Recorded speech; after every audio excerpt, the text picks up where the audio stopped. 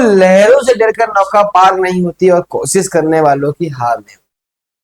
बिना कुछ किए ही जय जयकार नहीं होती और कोशिश करने वालों की हार नहीं होती। तो बेटा आज हम पढ़ने वाले हैं केमिस्ट्री का वो चैप्टर जो आपके बोर्ड एग्जाम या फिर आपके स्कूल के एग्जाम के लिए मोस्ट, क्योंकि जितने भी आपको लमसम क्वेश्चन मिलने वाले हैं वो इसी चैप्टर से मिलने वाले हैं, क्योंकि इसमें ऐसी से बेकिंग सोडा, धोने का सोडा, खाने का सोडा और बहुत सारी ऐसी चीजें हैं, ठीक है, जैसे व्यंजक चूर्ण, ये सब पेपर बहुत ज्यादा पूछा है।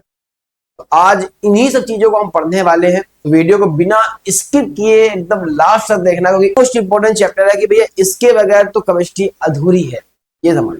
अगर केमिस्ट्री को पूरा करना भैया, ये केमिस्ट्री का ये वाला चैप्टर तो हमें पूरा आना ही चाहिए। तो केमिस्ट्री के ये मान लीजिए 70 से 80% क्वेश्चन इस चैप्टर से आ जाते हैं, ठीक है। आगे नंबर 1 की बात, तो भैया चैप्टर का नाम ही हमारा एसिड बेस साल्ट यानी अम्ल क्षार लवण की बात कर रहे हैं। तो आखिर होता क्या है, तीनों के बारे में पहले जानते हैं फिर आगे बढ़ते हैं ना। अब अम्ल क्या होते हैं? अम्ल वो पदार्थ होते हैं भैया जो क्या होते हैं, खाने में खट्टे होते हैं। अम्ल नीले लिटमस पेपर को क्या कर देता है भैया, लाल कर देता है। क्या कर देता है? नीले लिटमस पेपर को लाल कर देता है, ठीक है। अम्ल वे पदार्थ होते हैं जो कि जलीय विलयन में एक या एक से अधिक H+ आयन उत्सर्जित करते हैं, ठीक है भाई। जलीय विलयन में जैसे आप इसको डालें तो H+ आयन ये क्या करते हैं, दे देते हैं। अब आपसे उदाहरण बात करें, उदाहरण क्या होता है भैया, HCl, HNO3, H2SO4, H3CO3, सारे क्या होते हैं भैया, अम्ल है हमारे, ठीक है। सब याद रहना चाहिए आपको। फिर अगर आपसे पूछे भैया कुछ प्राकृतिक पदार्थ में पाए जाने वाले अम्ल की बात बताइए कि ऐसा कौन सी चीज भी हम घर में भी यूज करते हैं और हमें पता भी है, वो बता दो। ये सब थोड़ा देख लेते रोज रोज, है ना भैया। लैब थोड़ी जा रहे हैं जो हमको पता हो, लेकिन हाँ हमने ये देखा कि भैया नींबू तो खाते हैं, हाँ मजा खाया, मजा आ जाता खट्टा ना, लेते ही ना हम मुंह में पानी आ जाएगा, ठीक। नींबू हो गया, संतरा हो गया, नींबू से क्या सेक्टिक अम्ल पाया जाता है। फिर सिरका होता है, सिरका देखा होगा आपने ना, फिर उसमें एसिटिक एसिड पाया जाता है, ठीक है।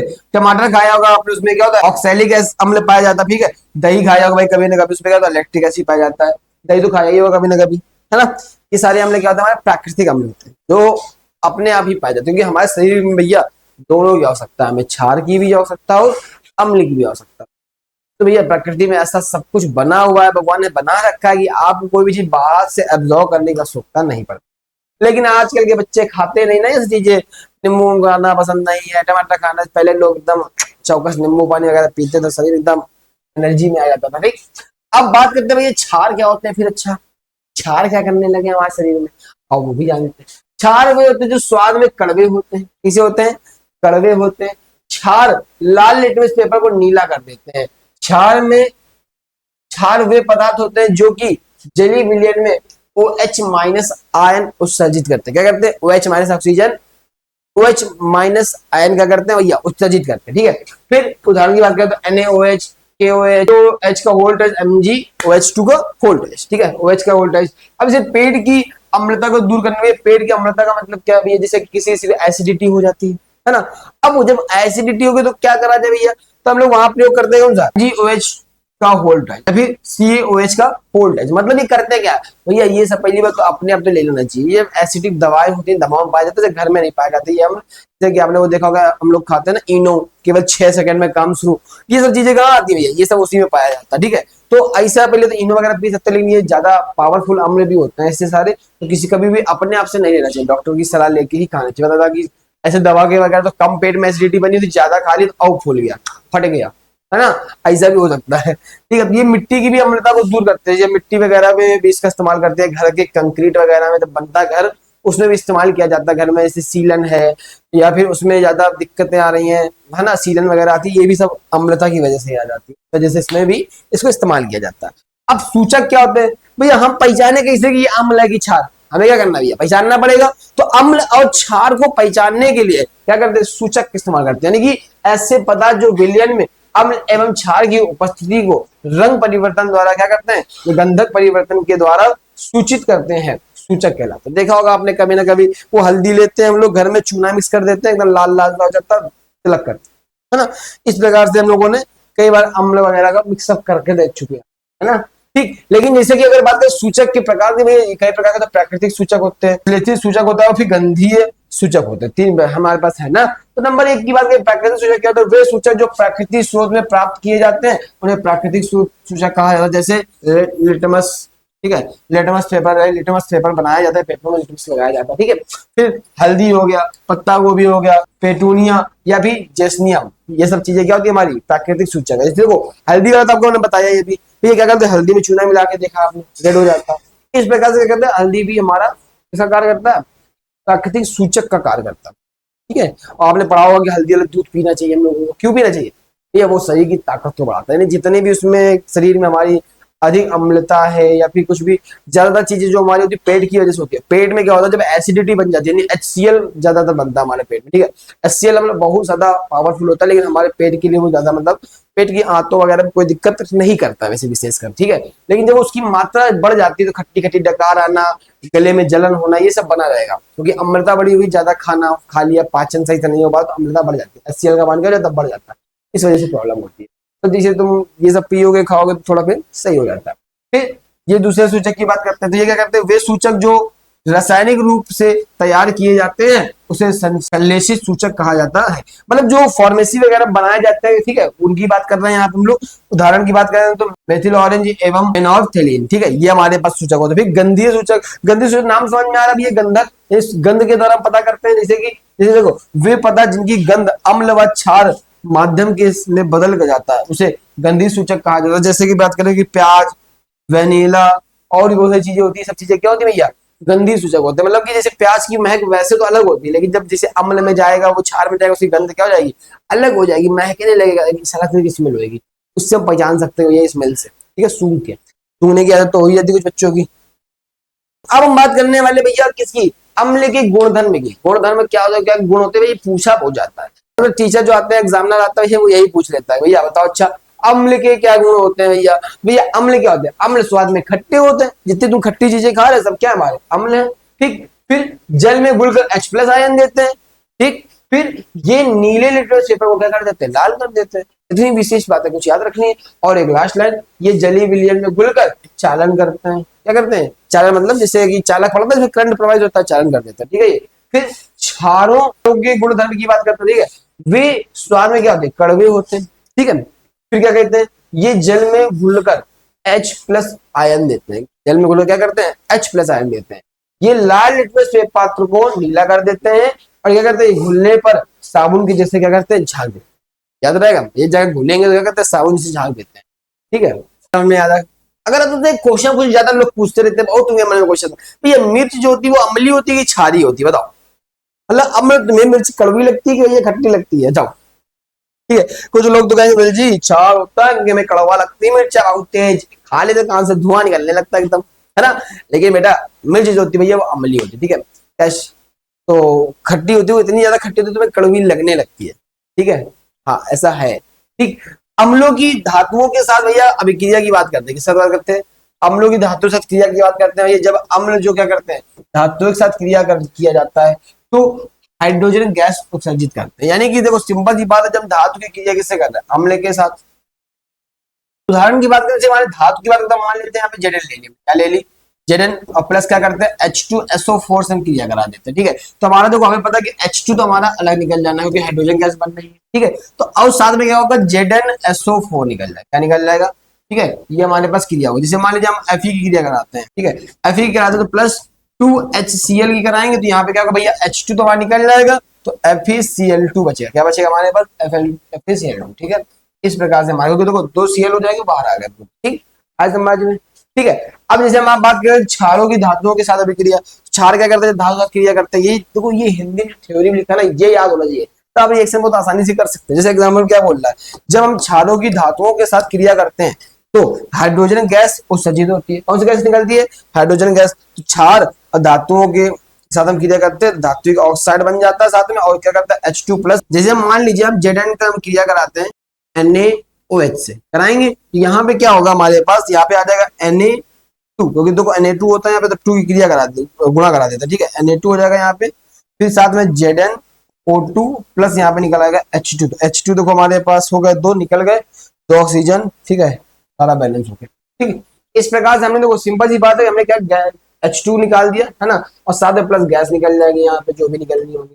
ठीक, यहाँ पे लिख सकते हैं, आया समझ में? ठीक है, आगे बढ़ा जाए।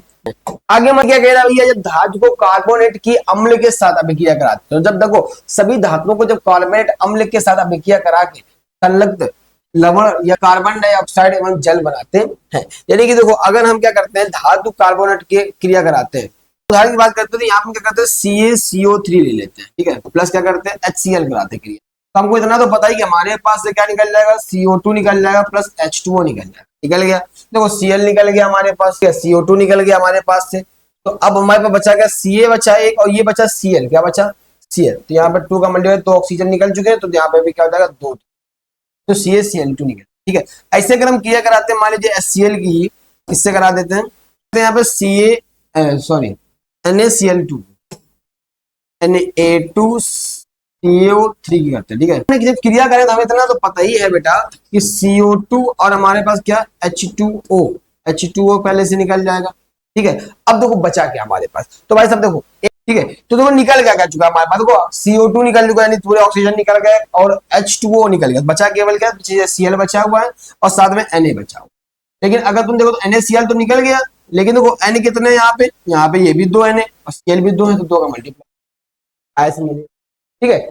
तो अब हम बात करते हैं उदासीनीकरण अभिक्रिया क्या होती है, तो सुनो, लवण एवं क्षारक परस्पर अभिक्रिया करके लवण तथा जल बनाते हैं, क्या बनाते हैं, लवण बनाएंगे तो साथ जल बनाएंगे, इस अभिक्रिया को क्या कहते हैं, उदासीनी अभिक्रिया कहते हैं, ठीक है। अब सुनो क्या होता है, तो ये क्षारक और प्लस अम्ल मिल जाते हैं, तो ये क्या बन जाता है, लवण प्लस जल बन जाता है। देखो तो NaOH प्लस HCl, अब देखो जैसे रिएक्शन करें तो जल निकलता है, जल यानी क्या होता है, H2O। जब H2O निकल गया हमारे पास तो केवल क्या बचा, NaCl बचा हमारे पास, ठीक है। जब NaCl बचा तो Na तो यहाँ पे है, Cl पूरे हो गए, H2O, ठीक है, पूरा कंप्लीट है, कोई दिक्कत आया समझ में आता, ठीक है। इस प्रकार से तुमको रिएक्शन करनी है, ठीक है। तो यहां तक तो आपको समझ ही में आ गया था, आगे बढ़ते हैं। अब इससे भी बढ़िया एक चीज बात करते हैं, कि भैया अम्ल के साथ धात्विक ऑक्साइड की क्रिया की बात करते हैं, ठीक है, ठीक है। तो जब धात्विक ऑक्साइड की अभिक्रिया करते हैं तो होता क्या है आखिर, तो क्या कह रहा है कि क्षारक एवं अम्ल की अभिक्रिया के समान ही धात्विक ऑक्साइड अम्ल के साथ अभिक्रिया करता है। जैसे कि अगर हम बात करें तो हमने अभी पढ़ा है ऑक्साइड लेटर होता क्या, Na2O क्या करा देते हैं, किससे, HCl से करा देते, तो भाई सिंपल सी बात है, हमारा जल निकल रहा है तो H2O निकल जाएगा, तो H2 निकल गया हमारे पास, ठीक है, 2 का गुणा करना पड़ेगा, बचा क्या हमारे पास, NaCl बचा, क्या बचा, यहाँ पे 2 का मल्टीप्लाई, तो 2 Na हो गए, Cl भी 2, तो बैलेंसिंग भी करनी है ना, फर्स्ट चैप्टर में बैलेंसिंग पढ़ी थी ना आपने, ठीक। अब बात करते हैं क्षार के साथ धात्विक ऑक्साइड की अभिक्रिया, बात जब हम करेंगे तो क्षारक धात्विक ऑक्साइड के साथ क्या करते हैं, हम क्रिया करा के लवण एवं जल का निर्माण करते हैं, किसका निर्माण करते हैं, जल व लवण का निर्माण करते हैं। तो देखो अब पहले हम बात करेंगे भैया हमारे पास क्षार क्या है, क्या करेंगे, NaOH प्लस CO2 की क्रिया करा, NaOH प्लस CO2 क्रिया करा दी, तो यहाँ पे क्या निकलेगा, जल निकलेगा, यानी H2O तो निकल ही जाएगा हमारे पास। देखो अब जल निकल गया, H निकल गया और O निकल गया, अब बचा क्या, यानी कि N बचा और C बचा, तो Na2 और CO3 होता है हमारे पास, है ना, ये बन जाएगा। अब देखो N कितने, 2, तो यहाँ पे 2 से गुणा कर देते, ऑक्सीजन हो गया हमारे पास 2 और यानी 3 ऑक्सीजन निकल गए हमारे यहाँ पे, ठीक है। मतलब ये हमारी क्या हो गई, बैलेंस भी है, आया समझ में। एक और बता देते, चलिए सुनिए एक और बताते हैं, ठीक है। तो हम क्या करते हैं, KOH हमने ये क्या ले लिया, ये हमने ले लिया क्षार, ठीक है, इसकी क्रिया कर देते हैं SO3 से, किससे कर देते हैं, SO3 से, ठीक है, सल्फर।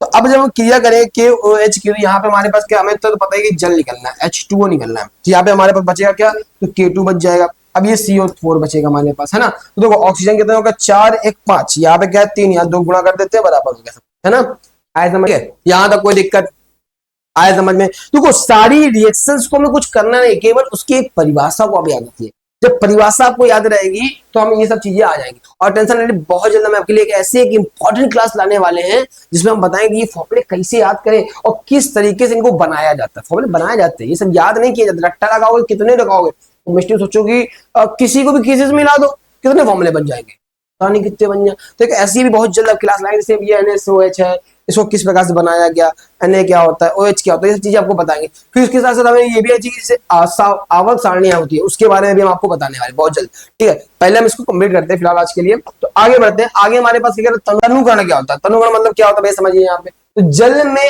अम्ल या क्षारक मिलाने पर आयनन की सांद्रता में प्रति इकाई आयतन में कमी हो जाती है। ये जल में क्या करना है, जब अम्ल और क्षार क्या करा देते हैं, मिला देते हैं, तो जल में जैसे आप अम्ल व क्षार मिला देते, उसकी जो सांद्रता में है वो क्या जाती है, आयतन में कमी आ जाती है। इस प्रक्रिया को क्या कहते हैं, तनुकरण कहते हैं, याद रहेगा। ठीक है, अब पीएच स्केल पढ़ा होगा आपने, पीएच पैमाना नापने के लिए। पीएच मान क्या होता है, सुनो पहले तो, पहले क्या करता है, पीएच का पूरा नाम प्रोटेंजा, पोटेंजा हाइड्रोनियम, ठीक है, पोटेंजा हाइड्रोनियम होता है। इसका पीएच में पी का सूचक है, पी क्या हमारा सूचक, यानी कि पुसंसा यानी कि प्रोटेंजा, जिसका अर्थ शक्ति होती है, क्या होती है, यानी कि जो धातु अम्ल है उसकी क्या शक्ति कितनी, पावर कितनी है। देखो ज्यादा अम्ल से खा लीजिए, देखा कुछ लोग जैसे जो गुटखा वगैरह खाते हैं, मतलब मसाला वगैरह खाते हैं, वो लोग जब नींबू वगैरह का पानी, नींबू वगैरह खा लेते हैं या कुछ ऐसे खट्टा पदार्थ जब खा लेते हैं तो उनके दांत काम करना बंद कर लेते हैं। कई बार आपने भी जब खट्टा खा लेते हैं, ज्यादा अम्लों का सेवन कर लेते हैं, दांत हमारे खट्टे होता है, अजीब सा, कोई भी चीज दबा नहीं पा रहे होता है ना, अजीब से लगता है। यही सब चीजों के लिए हम पीएच मान का इस्तेमाल करते हैं। भाई हमें एक लिमिट में चीज खानी चाहिए जिससे कि हमारे शरीर को क्या हो, नुकसान ना पहुंचे। ज्यादा मिर्च वगैरह खा ली तो पूरी पेट में जलन होगी हमारी, क्योंकि अम्ल HCl तो हमारे पेट में वैसे ही पाया जाता है, और तुमने खा लिया तो और मात्रा बढ़ गई, है ना, इसलिए। तो देखो अब करता क्या, होता क्या है, तो किसी विलयन में उपस्थित हाइड्रोजन आयन की सांद्रता ज्ञात करने के लिए, किसी विलयन में उपस्थित हाइड्रोजन आयन की सांद्रता को ज्ञात करने के लिए जो स्केल काम किया लिया जाता है उसको पीएच स्केल कहते हैं। क्या कहते हैं, पीएच स्केल कहते हैं। और पीएच मान तुम्हें समझी में आ गया होगा, मतलब कि किसी भी अम्ल या क्षार की, मतलब उसकी क्या शक्ति को पता करने के लिए। देखो अब यहां समझो, नोट में क्या कह रहा है कि हाइड्रोजन आयन की सांद्रता जितनी अधिक होगी उसका पीएच उतना ही कम होगा। ठीक है, यानी जितना भी हाइड्रोजन आयन की सांद्रता जितनी बढ़ती जाएगी उसका पीएच मान क्या हो जाता है। लेकिन अगर बात करें तो किसी भी उदासीन विलयन के लिए पीएच मान क्या होता है, ये 7 होता है। नहीं, जितना भी उदासीन विलयन होगा उसका पीएच मान 7 होगा। ना तो वो बहुत खट्टा होगा, ना तो वो क्षारी होगा, ना तो कड़वा होगा, बीच वाली चीज। ठीक है, बेस्वाद वाली चीज, जिसे पीएच मान से क्या होता है, 7 होता है। ठीक है, जिस विलयन का पीएच मान 7 से क्या होता है, कम होता है, वो विलयन क्या होता है, अम्लीय होता है, ज्यादा अम्लीय होता है। जैसे कि अगर आप बात करेंगे तो मिर्च वगैरह का पीएच मान 7 से कम ही होता है, लगभग 5 पॉइंट या 4 पॉइंट, लगभग इस प्रकार से आ जाएगा, पॉइंट्स में आ जाएगा। जैसे नींबू वगैरह उसका पीएच मान कुछ कम होता है, देखो आगे बताते हैं आपको। ठीक है, फिर जिस विलयन का पीएच मान 7 से अधिक हो जाता है उसका विलयन का क्षार, जैसे मान की बात करें, जैसे जठर रस है, ठीक है, उसका क्या होता है 1.2 होता है हमारे पास जठर रस। ठीक है, अब जैसे कि हम बात करें भैया, हमारे पास क्या है, नींबू का रस है, उसका क्या होता है, सेव 2.2 होता है, भैया बहुत खट्टा होता है नींबू तो। ठीक है, ज्यादा अगर आप एक साथ मान लो ऐसा निचोगे, बहुत कम लोग शक्तिशाली होते हैं जो पी जाते हैं एक बार में, पानी में घोल के तो लोग पीते हैं, हम भी पीते हैं, तुम भी पी सकते हो, लेकिन केवल डायरेक्टली रस को निचोड़ के पीना थोड़ा काबिलियत भरा काम है। शुद्ध जल का बात करें, जल का पीएच मान 7 होता है भैया, ये उदासीन होता है। ठीक है, इसमें कोई स्वाद नहीं होता, ना खट्टा होता, ना वो मीठा होता, ना कड़वा होता है। ठीक, फिर रक्त की बात करें तो जो खून है वो 7.4 होता है, इसमें कड़वा होता है। देखो लड़के कितनी पावरफुल है, कड़वा होने के बावजूद भी पी रही बेचारी, कितनी मेहनत कर रही है, समझ पा रहे हो। ठीक है, तो मिल्क ऑफ मैग्नीशियम। अब ये मिल्क ऑफ मैग्नीशियम क्या होता है भैया, हमने आगे आपको बताया था पीछे क्षार के बारे में, है ना, क्षार बताया था ना, MgCO3। अच्छा कर लो भैया पहले, MgCO3 चिल्ला रहा बकर बकर कर। मैग्नीशियम भैया मैंने पीछे बताया था, है ना, क्या बताया था, MgOH का होल ट्वाइस, जो क्या करता है भैया, हमारे पेट के एसिडिटी को दूर करता है, बताया था हमने आपको भैया। जैसे हमारा इनो वगैरह आता है, इस प्रकार में काम आता है, इसको मैग्नीशियम भी कहते हैं, है ना। फिर सोडियम हाइड्रोक्साइड की बात करें भैया, इसका कितना होता है भैया, पीएच मान 14 होता है। हाइड्रोजन क्लोरिक अम्ल का जो पीएच मान हमारा कितना होता है, 0 होता है भाई, सब याद रहेगा। बात करते हैं वो प्रबल अम्ल आखिर क्या होते हैं, प्रबल अम्ल भी तो होते हैं, कुछ बहुत पावरफुल अम्ल आते हैं। तो भैया अधिक संख्या में जो H+ आयन उत्पन्न करते हैं प्रबल अम्ल कहलाते हैं, जैसे HCl व H2SO4। हमने वो क्या बताया, ये हमारी जठर अग्नि में पाया जाता है, पेट में, यानी कि HCl। सोचो किसी भी चीज को आप खा जाते हो, कुछ लोग तो मांस वगैरह भी खा जाते हैं, उसको भी पचा देता है, गला देता है एकदम से, इतना पावरफुल होता है। नहीं तुम सोचो, अगर तुम कभी बाई चांस सोचते थे चिंगम निकल गए, हम चिंगम खाते हैं, कुछ बच्चे निकल जाते हैं, अगर हम निकल गए तो इसका मतलब नहीं है कि वो सुबह बाहर आएगा, पतना भैया अंदर इतना पावरफुल एसिड है कि एकदम खत्म कर देगा उसको पेट में। कुछ भी अगर थोड़ा बड़ा चीज चली जाती है तो चिंता ना किया करो, सब खत्म हो जाएगा। ठीक है, बहुत पावरफुल है। कुछ लोगों तुमने वीडियो में देखा होगा, कुछ लोग तो कांच लोहा भी खा जाते हैं, ऐसे बहुत लोग दुनिया में पाए जाते हैं। मान लो वो अलग प्रकृति के लोग हैं, शायद वो इस गलती से इस जगह पे पैदा हो गए, पृथ्वी के अंदर कहीं और के वो व्यक्ति हैं, लेकिन खा लेते हैं। फिर भी क्यों, क्योंकि भैया हमारे पेट में HCl ऐसा पावरफुल अम्ल, H2SO दोनों पावरफुल अम्ल होते हैं जो पाए जाते हैं भैया, किसी भी चीज को गलाने की क्षमता रखते हैं। ठीक है, खत्म कर सकते हैं। फिर दुर्बल अम्ल क्या होते हैं, कम संख्या में H+ आयन उत्पन्न करने वाले अम्ल दुर्बल अम्ल कहलाते हैं। तो CH3COOH ये सब हमारे क्या कहलाते हैं, दुर्बल अम्ल कहलाते हैं।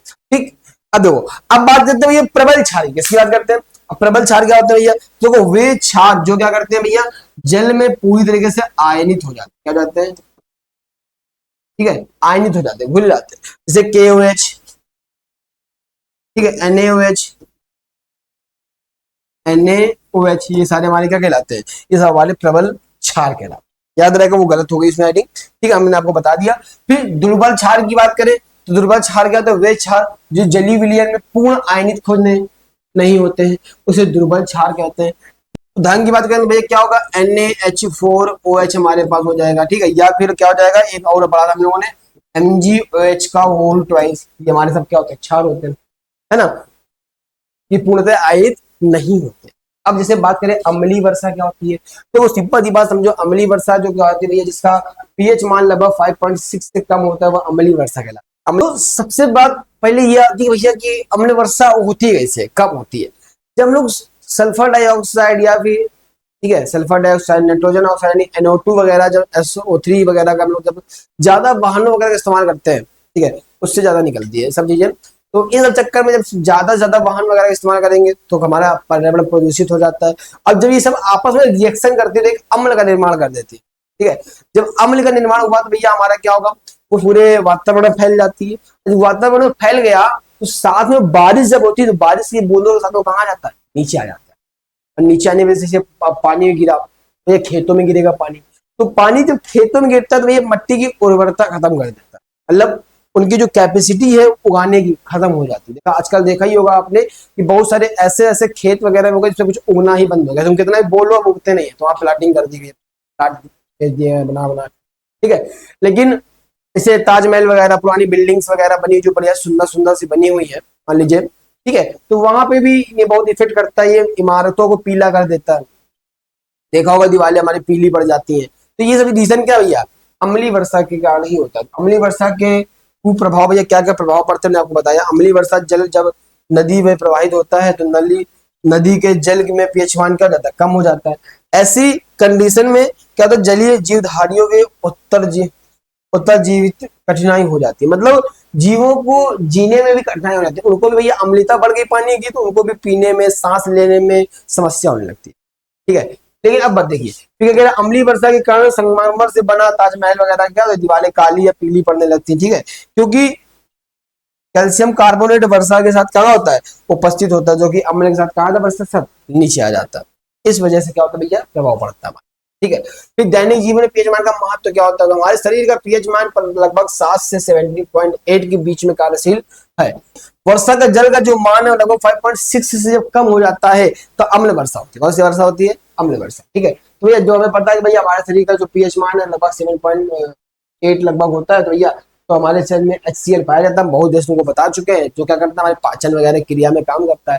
अधिक हो जाने के कारण जब ये एसिड अधिक हो जाता है तो भैया हमें जलन होने लगती है, पेट वगैरह में गर्दन में जलन होने लगेगी आपको, और साथ में ऐसा महसूस होगा जैसे कि एसिडिटी बनी हुई है ना। फिर इस प्रकार ये सब चीज इसमें लिखी हुई है, तो आप पढ़ सकते हैं, ठीक है। तो आगे बढ़ते हैं, आगे क्या बात कर रहा है, फिर कुछ प्राकृतिक अम्ल होते हैं, सिरका, दही, संतरा, चींटी का डंक, टमाटर, तिल का डंक वगैरह, ये सब जो हमारा होता है, इसमें सब कौन से अम्ल पाई जाती है बताइए। जैसे तो आपने देखा होगा भाई जो मधुमक्खी वगैरह हमारे जब काट लेती है तो हमारे सूजन आने लगती है हाथ में, है ना, और साथ में क्या होता है, दर्द भी होने लगता है। तो भैया उसमें जो एसिड पाया जाता है, फार्मिक एसिड बोलते हैं उसको, तो पाया जाता है भाई डंक में। तो अब जैसे डंक लगा तो हम लोग क्या करते हैं, लोहे की कुछ वस्तु क्या करते हैं तो घिसने लगते हैं, जिससे क्या होता है जो सूजन है वो एसिड क्या कर देता है, कम कर देता है, ठीक है। अब एसिड जब कम हो जाएगा तो सूजन आएगी और जो दर्द होगा वो थोड़ा कम हो जाएगा, इस वजह से। और हमारे बता दिया आपको हमने कौन कौन से एसिड में कौन कौन से अम्ल पाए जाते हैं, आपको दिखाई दे रहे हैं, ठीक। अब बात करते हैं भैया साधारण नमक से बनाने वाले पदार्थ, ठीक है।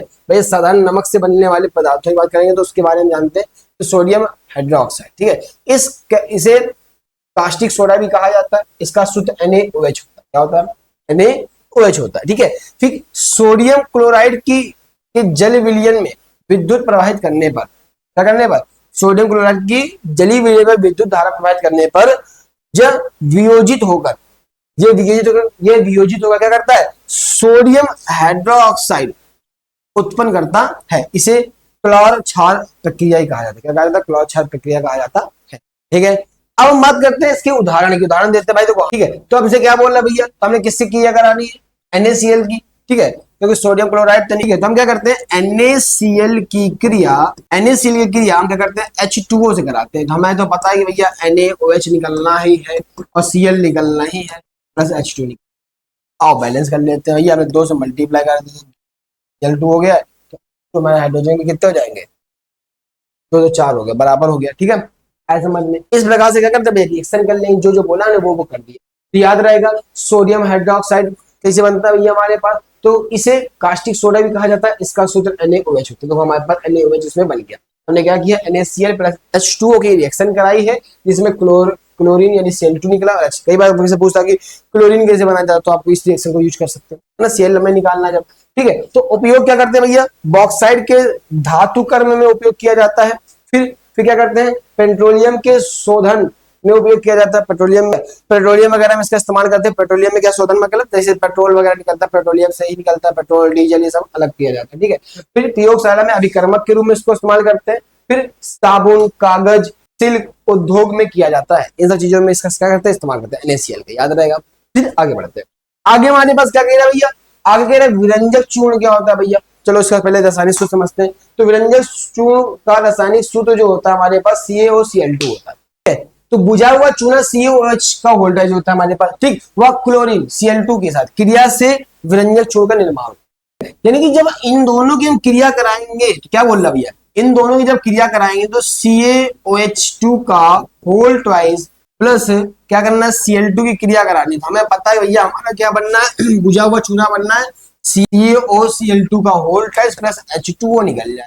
तो देखो बैलेंस कर लो भाई साहब, Cl2 हमारे पास 2 है, H2O में 2 हो जाएंगे, ऑक्सीजन 2 है, तो यहाँ पर C है हमारे पास, तो यहाँ पे ठीक है ऑलरेडी बैलेंस है, तो हमें कुछ बैलेंस करने की आवश्यकता नहीं, ठीक। आगे उपयोग की बात करें, उपयोग क्या करते हैं, पीने वाले जल को जीवाणु मुक्त व रोग मुक्त करने के लिए किया जाता है, ठीक है। पीने वाले जल को कहते हैं जीवाणु मुक्त या रोगाणु मुक्त करने के लिए किया जाता है। फिर क्या कहते हैं, वस्त्र उद्योग में व्यंजक के रूप में इस्तेमाल किया जाता है, प्रयोगशाला में अभिकर्मक के रूप में प्रयोग किया जाता है, और फिर क्या कहते हैं कागज उद्योग में व्यंजक के रूप में प्रयोग किया जाता है, ठीक है।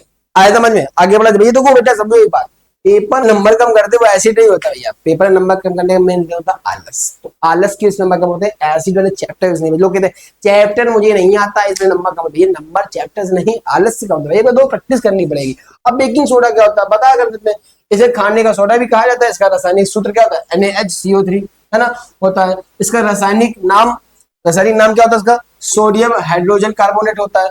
कच्चे पदार्थ में सोडियम क्लोराइड का उपयोग करके इसका इस्तेमाल व निर्माण किया जाता है। कच्चे पदार्थ इसका इस्तेमाल करेंगे।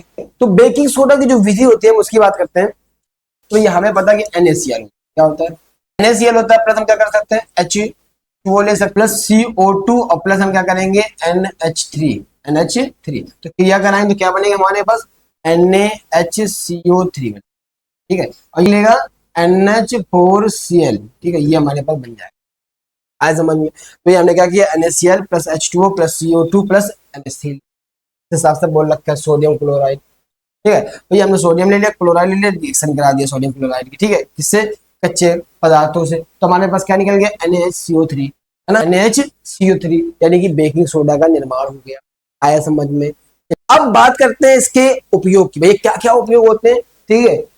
स्वादिष्ट खस्ता पकौड़े बनाने में, ये पकौड़े बहुत खाते हैं आप लोग, ज्यादा ना खाए तो एसिडिटी हो जाएगी, फिर एसिड में दिक्कत करेगा आपके पेट, ठीक है। पेट की अम्लता को दूर करने के लिए फिर अग्निशामक यंत्रों में भरा होता है, ठीक है। फिर सोडा वाटर तथा सोडा युक्त शीतल पेय बनाने में, जैसे कि मान लो कोल्ड ड्रिंक वगैरह पीते हो, जाके देखा हो तो दुकान वगैरह में जाते हो ना, जो पेटीज वगैरह की गिलास में देते हैं कोल्ड ड्रिंक अलग से, वही सब में ये पड़ता है, इसका इस्तेमाल ज्यादा करता है। कोल्ड ड्रिंक बनाने में इसका इस्तेमाल भी होता है, ठीक है। आगे बढ़ते हैं, आगे हमसे क्या कह रहा, आगे कह रहा है कि धोने का सोडा होता है, कि भैया पहले खाएंगे फिर धोगे, है ना, इसलिए धोने का सोडा क्या होता है, इसका रासायनिक सूत्र क्या होता है Na2CO3 10H2O होता है, याद रहेगा Na2CO3 10H2, ठीक, याद करना पड़ेगा सब चीजें, ठीक। बेकिंग सोडा का गर्म करने पर क्या होता है, जो सोडियम कार्बोनेट प्राप्त होता है उसमें क्रिस्टलीकरण से धोने का सोडा प्राप्त होता है, ठीक है। दोबारा जब क्रिस्टलीकरण करते हैं धोने का सोडा बन जाता है। देखो अगर हम बात करें तो हमें पता है कि हमारे पास क्या बनने वाला है Na2, या अगर हम CO3 की क्रिया किससे करा दें H2O से, कितने H2 होंगे 10H2, साफ साफ दिख रहा है हमें, ठीक है, तो ये क्या निकल के आएगा, Na, क्या निकल के आएगा, Na2CO3 10H2। ठीक है, इस प्रकार से हमारा क्या होगा, धोने का सोडा का निर्माण हो जाएगा।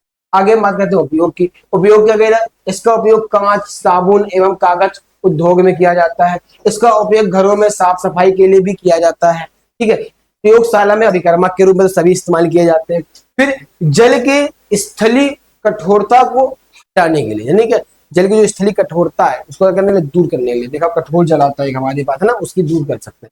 अब बात करते हैं प्लास्टिक ऑफ पेरिस, यानी कि पीओपी की, बहुत इस्तेमाल करते हैं घर में पुट्टी लगाने में, है ना, उसकी बात करते हैं।